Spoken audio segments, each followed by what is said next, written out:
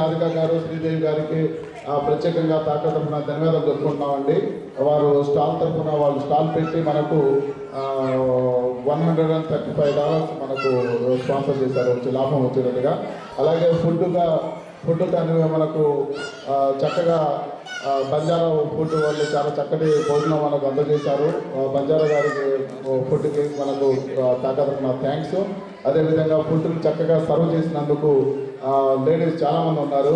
వాళ్ళందరూ పేరు చెప్పాలంటే వాలంటీర్ వర్క్గా చాలామంది చేశారు. వాళ్ళందరికీ పేరున తాక తరఫున మేము ధన్యవాదాలు చెప్పుకుంటున్నాము, థ్యాంక్స్ చెప్పుకుంటున్నాము.